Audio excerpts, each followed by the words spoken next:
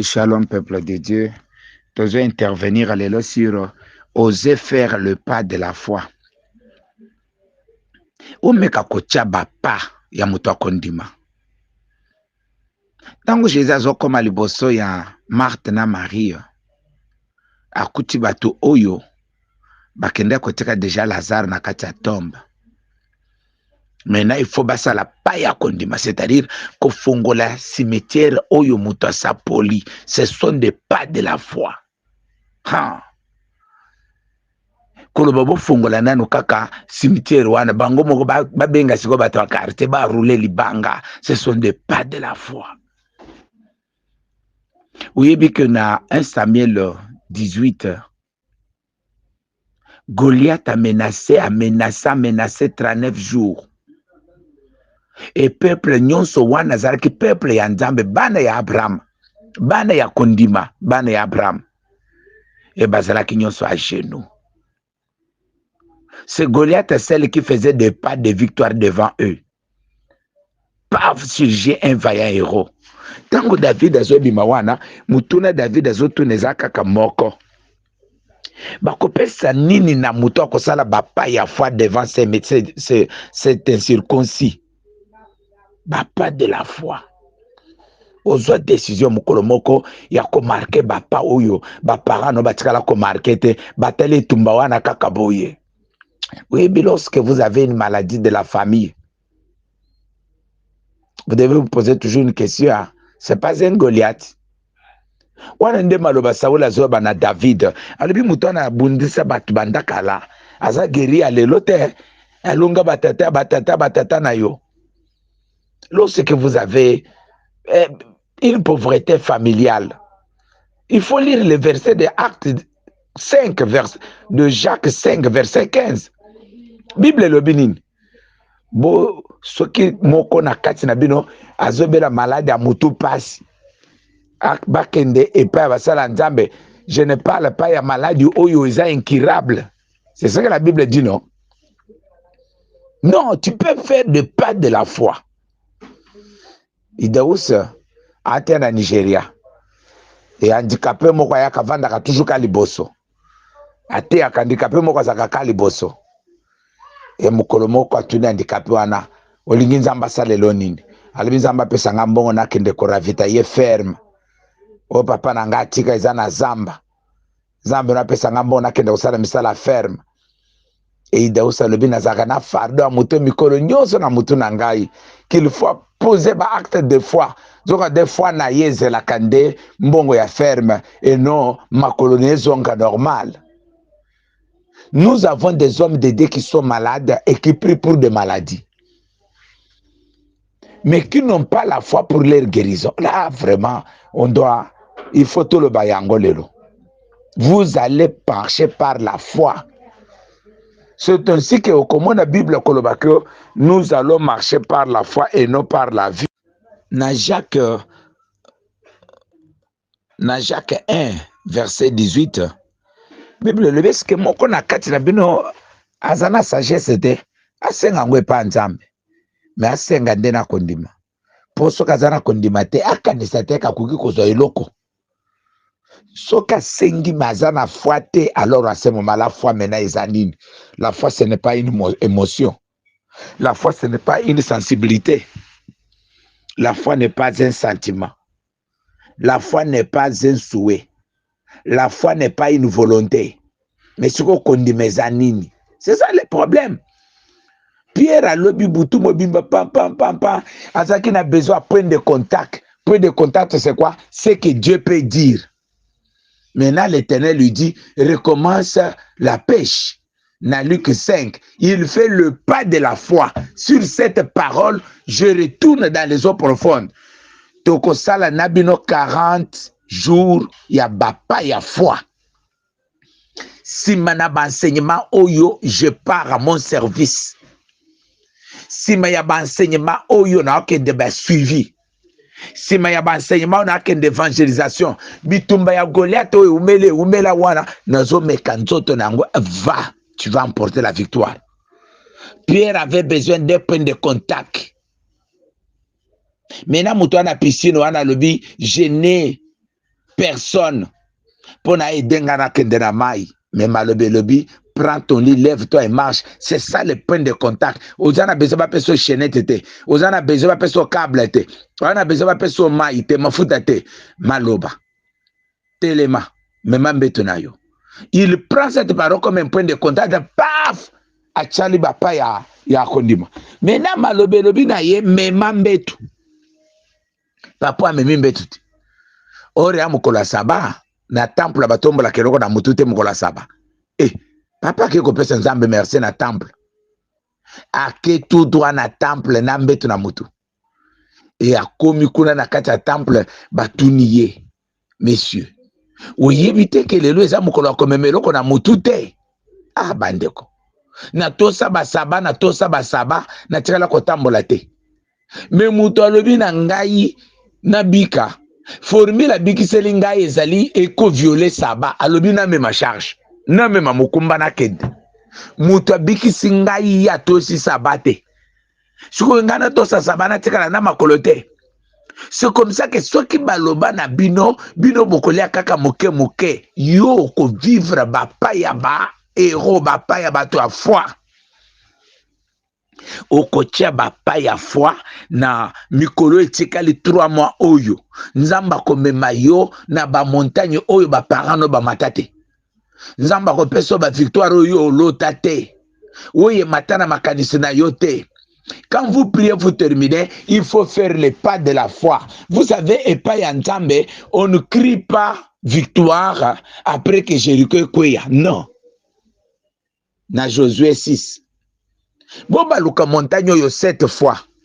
Mais la 7e fois, vous poussez ma cri de joie, mais Jéricho mire kweina nute, il devait pousser des cris de joie. Il faut bandako ganga déjà au longi, mais yo, au monina no, mira Jéricho kweya te. Ça s'appelle les pas de la foi. Bah, si mon Pierre wana pindana molili boye, Seigneur, si c'est toi, Dieu est mort, et malobaye. La parole qui était adressée à Pierre là était un point de contact, et Pierre a saisi cette parole, et il a fait les pas de la foi. Omoni, je crois en toi. Ngana ndimelaka yo. Et quand ngana ndimaka ke après makambo boy, yo ko changer programme ya vie na yo. O komi me mandengo bana komi na étape ngite. 5h30 na telemi na ordonné. Journée oyo na annulé ba accident nyonso za prévu. 5h30 na telemi. Mabele yeba. Kendenge na bima lelo na bimi pona kolonga. Na bimi na 5h30 na bi Saint-Esprit ba pano nyonso ya nzela we sengeli ko orienter ngai nzela na kozwa na nzela na kozwa te efungama. Il faut sala ba pa ya foi na mikolo etikale avant nesila. Tu vas voir ce qui va t'arriver. Planifie avec le Saint-Esprit. Na place na nga mosala 12h nyonso je prie. Planifie avec le Saint-Esprit. Sala ba pa ya foi puisque ça va marcher demain. Nazolo banayo modeste, demain ça va marcher. Je m'adresse à papa Jeff Béni. Demain ça va marcher. Nazolo bana Gédéon, bana Justin. Demain ça va marcher. Botele misamakolo. Ça va marcher. Papa Didier. Apôtre Fils Kachama. Ça va marcher. Ça va marcher, apôtre. Apôtre Kachama. Ça va marcher. Liboso na wana. Ezana eloko moko ko telemela yote okosala bapa ya foi et toko koma ba histoire o etikala ko koma matin na bandundu. Je m'adresse à papa de la croix. Ça va marcher. Papa Bataza. Telema. Marque le pas ya batu ya kondima. Bazotu Ezekiel. Est-ce que bamiko oyo yo zota la boy et qu'on reprendre vie? Mais vous ne savez pas que dans Ézéchiel chapitre 8, Ézéchiel 9, Ézéchiel 10, Ézéchiel 11, c'est Ézéchiel qui maudissait, non? C'est Ézéchiel qui maudissait l'Israël, non? Asala ba gene ya zotumba mbika na nye ya ngombe pour na maudire Israël, non? Vous voyez? Maintenant, c'est même Ézéchiel qui utilisait maintenant pour na kozongi sabomoy. Ezekiel Sebeko reprendre vie. Seigneur na oyebate. Ozwa ba jeune souffra pour na komodir. Mais ko pambola yango. Ezo dépendre kada malobo yoko bimisa. Loba. Mupepe. Ya mulimu na nzambe. Mulimu na nzambe yaka na 4 mipepe. Boso pa bomo na bamiko oyo pe ko reprendre vie. Ndenge na zolo babo ya yo nyonso ekufa et reprendre vie na kombo na Yesu. Ndenge na zolo babo et quel que soit modèle la maladie bandako déranger yo etika yo na kombo na Yesu. Yamba malobo yo c'est un point de contact. Bomo yezonga na intelligence na yo. Omona ndenge tongo ya sekezo tana. Omona ndenge ba programme sekezo zonga liboso na yo. Sala bapa ya foi. Mukolo wana ana lobi na kozonga ndako te. Tosolola nanu na nzambe lelo. Ana tikala incompris par tout le monde, par sa rivale, par son mari, par les prophètes. Mais ana tikala azobeta mbebo pa wa yokaka mwingongo ya mbebo. Ba. Mama tu es ivre, non c'est pas ivre. Douleur ana motema mena kosolola nde na nzambe. Ana sala bapa ya foi. Et mutu aliboso bimisa phrase oyo. L'Éternel est capable à koulokota na fumier et loko zangatina peut kovandisa ensemble avec le grand. C'est Anna na mukanda ya 1 Samuel chapitre 2 verset 5. Nzamba za capable à kofongola mbanga ya oyo bakangisa munoko na batu nyonso. Nzamba za capable ya kosala que la stérile enfante 7 fois. C'est-à-dire atteindre totalité ya kobota. Oh là, na mi adressé na Anna mokazola ndangai. Tu peux faire le pas de la foi. Daniel, tokocha yo na libula bakosi, bolekisa temps pourquoi? Bobongisa bakosi tokendena tosila na nde kuna. Un homme de la foi. Abanga kate il tue la peur. Mutu akondima bomaka ko banga. Ne raisonnez pas beaucoup. Dieu va vous prendre en charge. Olandangai pasteur André, Dieu va vous prendre en charge. Dieu s'occupera de vous. L'air tokenda ke États-Unis kuna ezana eloko moko ba tuna kamoto prise en charge na yo kuna. Yebisa biso prise en charge na yo kozana maboko anani na mboko yo zokende. Sikonga na yebisa boye prise en charge de sa maboko à Jésus. La femme canadienne était tellement convaincue que Jésus azoleka oyo akopesa solution na mwana na ngai. Alors tala ndenge femme canadienne abenga Jésus. Alebi Seigneur, fils de David. Ah. Boyebi te ke mutu nyonso ajida aza fils de David te. Mutu nyonso ajida aza fils de David te. C'est-à-dire Jésus-Christ n'était pas fils de Juda. Est-ce que boyeba ke mwana nyonso a Jacob aza fils de David te? Alors lorsque baloba fils de David, c'est-à-dire où ya koisaka ba Goliath, où ya bomaka ba lion. Ya kotala na lion moko azosakana na mwana na ngai awa. Et Jésus ne répondait pas à cette femme. Et cette femme continue à crier derrière Jésus. Tu vas faire des pas. Puisque quand on prie, il y a 3 réponses. Il y a oui, mais pas maintenant. Il y a oui, maintenant. Il y a non. Maintenant, cette femme n'a pas reçu oui. Elle n'a pas reçu oui, mais pas maintenant. Mais cette femme a reçu non. Alors, cette femme a pris l'engagement de faire quelque chose au Bochikala comme on a été. Mokonzi abakonzi. Yo muto balakaka ke kovanda na trône na David seko na seko. Yo muto oyo balobaka ke sceptre kolonga na maboko na yo te. Yaka ko exercer bo pouvoir no na katanda kuna ngai. Te na kozo biloko abana na pesa na bambwa te. Me bana no tango baliaka wana. Bambwa pe ba profetaka na wezo kweya. Lokolo bokonzi sekiti. Israel ko se akampare na bokonzi nyonso te. Tozo pe ndambu. Et Jésus a baluka lebi. Kondima ya boye na zo yango ata na Israël te. Que Dieu te donne cette foi qui était à cette femme-là. Ah! Nzamba kiselo kondima okolekisa ane oyote boye. Avec Jésus nous allons changer les choses. Complot nyonso babongisi na monde des ténèbres. Pona ndako no epela moto, complot no so babongisi na monde de ténèbres, pona kufa eya na nilango na kombo na Yesu Kristo. Alors santigné ake pa Jésus. Alors na Jésus mutu nanga musala zobela.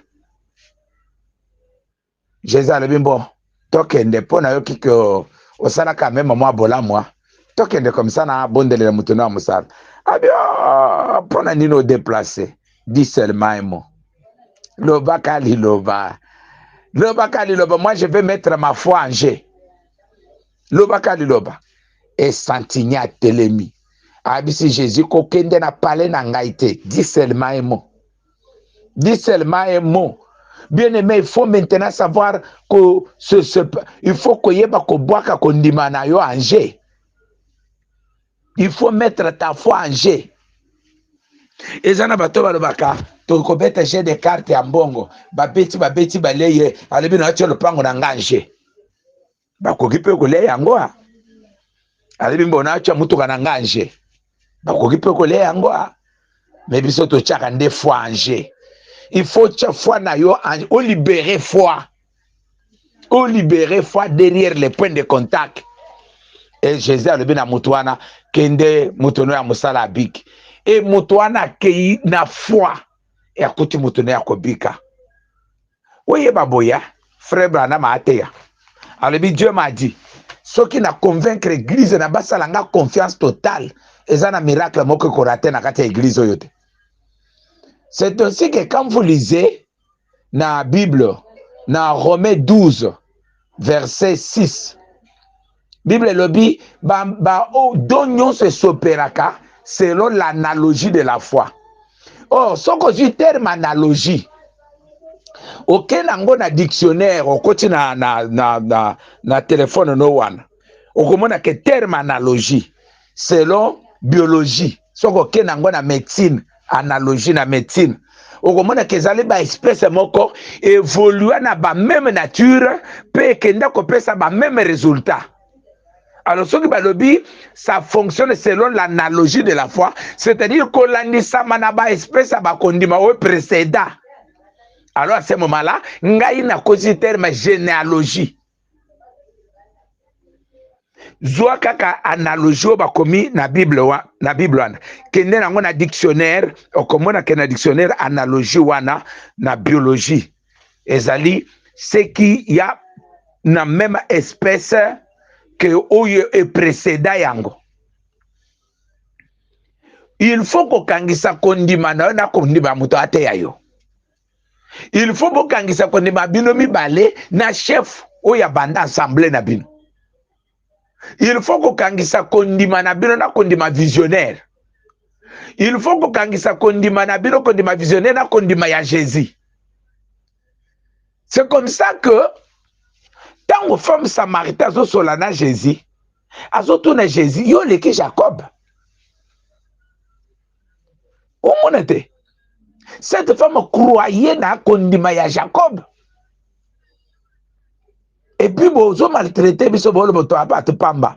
Bino boleki Jacob. Jacob amela mai na libulo. Biso to melaka po Jacob amelawa. Est-ce que bozo ba kemiko ya Élisée? Ezongisa bomoi.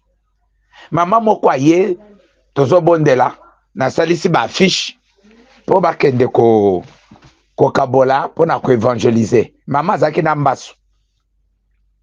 Akepa na ye na ndako amoni eloko kosaleza te. Azui photo na ngai na place, azui affiche na place a photo na ngai wana. Azui photo akangi na pota. Et maman na lali na ndako na tonga la moki mbaso ezate. Mbaso ezate. Et maman na yeko tu na ngai lobi papa. Na comprendre te pote ka uke libo donc na moni sous le côté.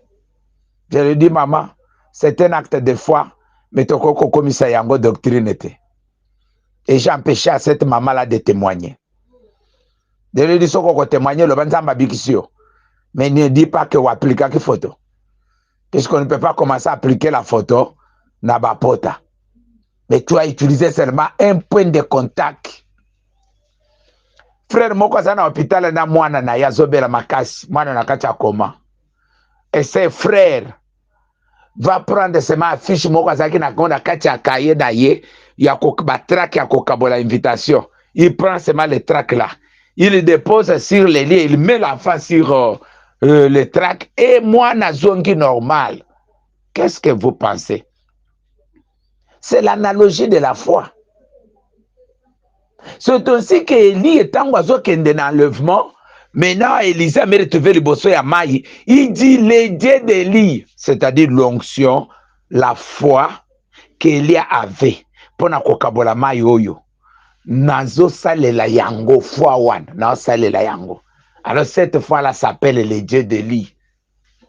Cette fois-là tu peux l'appeler les dieux de les dieux les. J'ai envoyé un frère à Brazzaville, à quelque chose ya Nzambe. Il arrive là-bas, papa, des moments qu'on connaissait. Ba frère monsieur bazo bonde la demo akendete, ba bonde la demo akendete.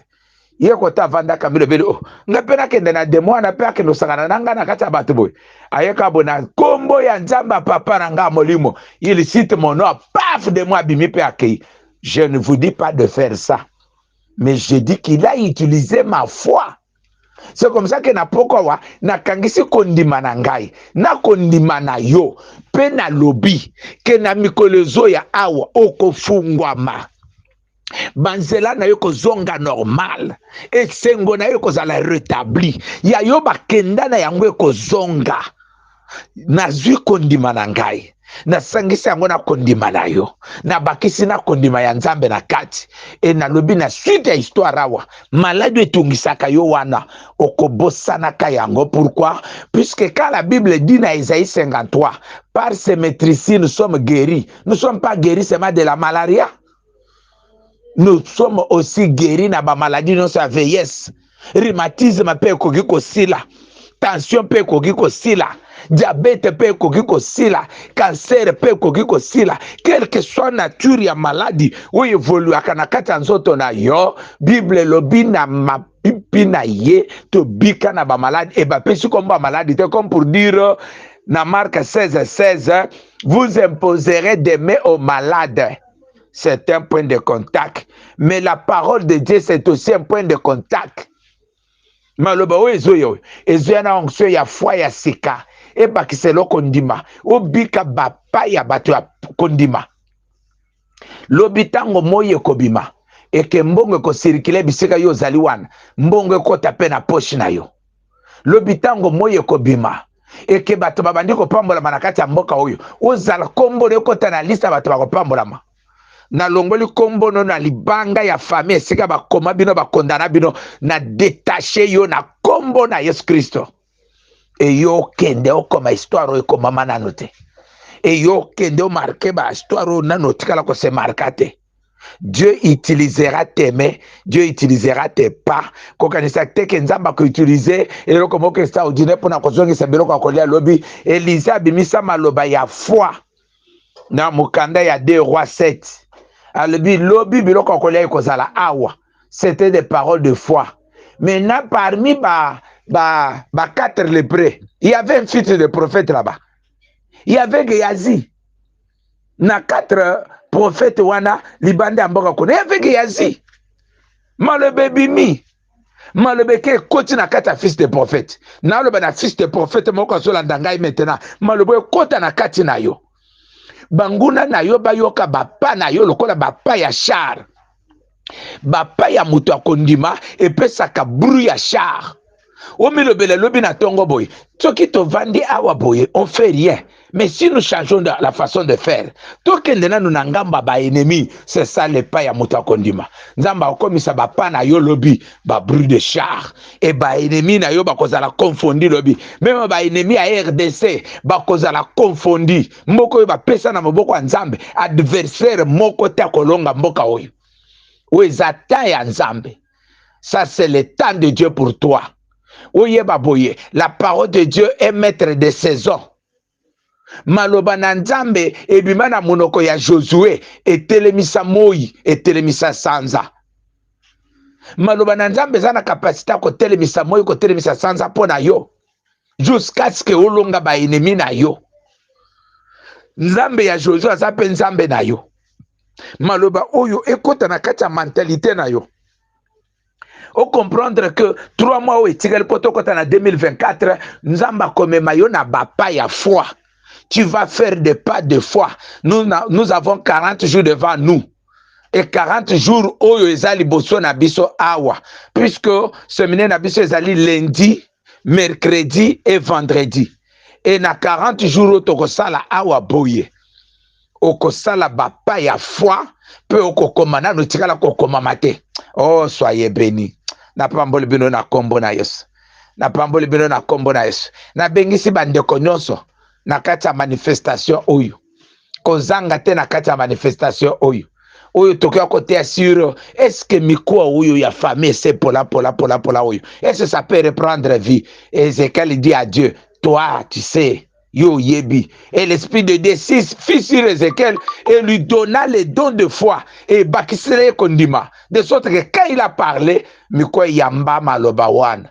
Pe bato bazaraki bizengi, bato bazaraki bato ya pamba, bakoma bato ya malonga et une grande armée pour David. Tangaka Ézéchiel 37 wana tina suka verset. Omona ke miko wane baluka une grande armée pour David. Vous êtes cette armée là de David qui va renverser Goliath. Yondo kosala bapa ya foi. Yondo kosala bapa ya foi liboso ya lion. Yondo kosala bapa ya foi liboso l'ours. Kobangelo kote kosezu sezistimete. Koloba te onga mwana mwasi loboko moko. Bongo nani bakela ina maboko mibale. Onga nazaka boy loboko moko. Nani nazaka maboko mibale. Nazaka maboko mibale. Oza handicapé.